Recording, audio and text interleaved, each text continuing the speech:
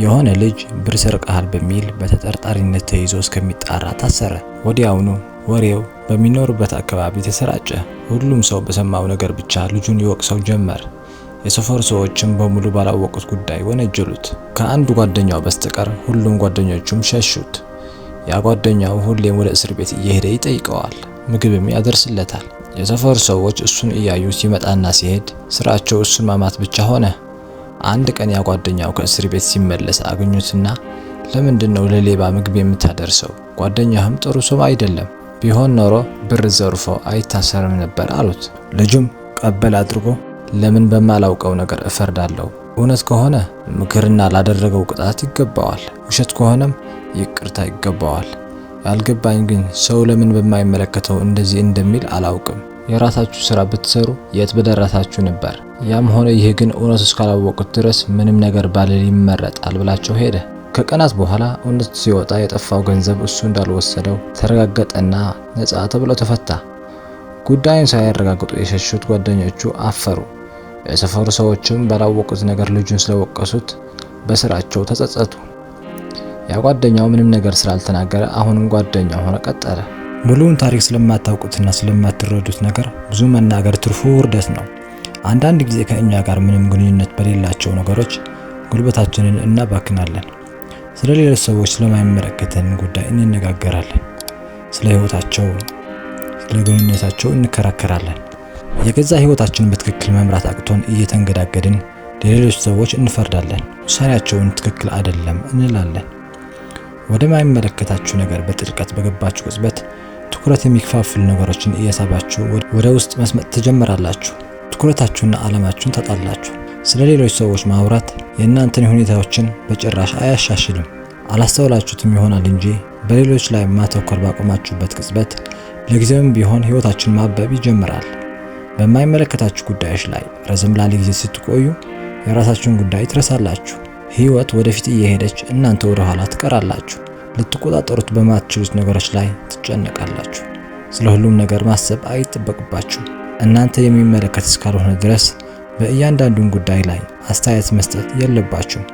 ኃላፊነታችሁ ያልሆነውን ነገር ለመቆጣጠር መሞከር ስታቆሙ ያኔ ሰላማችሁ ይመጣል። እድገት የምታመጡት ያንን ጉልበት ወደ ራሳችሁ ግቦች፣ ህልሞች አምጥታችሁ ማዋል ስትጀምሩ ነው። ራሳችሁን ጠይቁ እስቲ፣ ይሄ ነገር በትክክል እኔን ይመለከተኛል ወይ? በእኔ ህይወት ምን አይነት ትርጉም አለው ማለት ያስፈልጋል። ከሆነ ጥሩ፣ ካልሆነ ለምን በማይመለከታችሁ ጉዳይ ራሳችሁን ታሰቃያላችሁ? ከማንም ጋር መወዳደር አያስፈልጋችሁም። በእያንዳንዱ ንግግር ውስጥ ራሳችሁን ማረጋገጥ አያስፈልጋችሁም። ሌሎች ሰዎች በመመልከትና በመፍረድ ላይ ሳሉ እናንተ በራሳችሁ ጉዳይ ላይ በመስራት ለውጥ ታመጣላችሁ።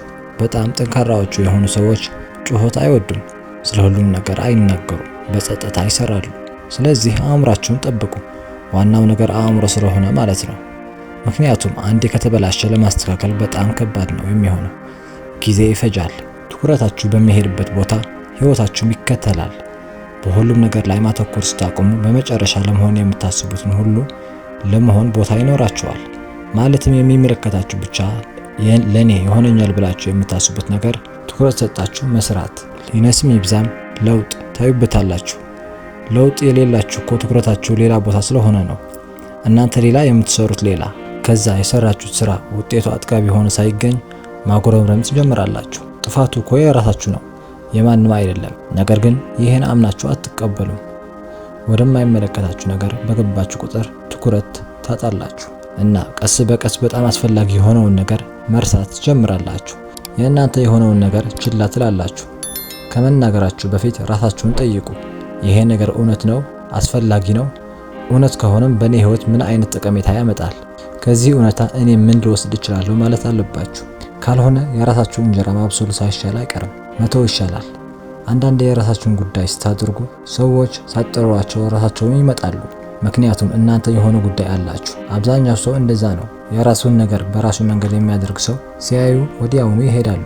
ነገር ግን በዛ ሰው አይን አይከበሩም። ስለዚህ እንደ አብዛኛው ሰው አትሆኑ። ንፋስ በነፈሰበት የምትነፍሱ ከሆነ ገደል ትገባላችሁ።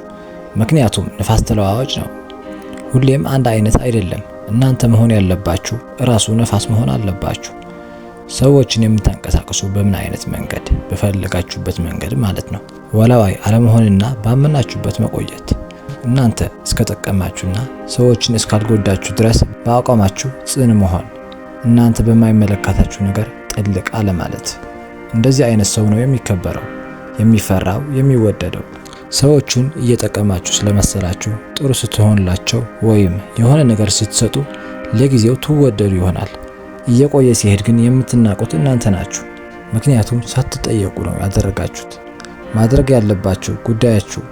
በሆነ አጋጣሚ ሰው እንደዚህ አድርግልኝ ስላችሁ እናንተ እስካልጎዳ ችግር የለውም። ሰው መርዳት ጥሩ ነው፣ ነገር ግን ሁል ጊዜም አይደለም። ሰዎች ሁል ጊዜ የጠየቁትን እሺ እሺ የሚላቸው ሰው አያከብሩም፣ አይወዱም። ስለዚህ በመጠኑ መርዳት ጥሩ ነው። በጊዜም አብሮ በማሳለፍም ይሁን በገንዘብ ሁሌ እሺ ማለት ጥሩ አይደለም።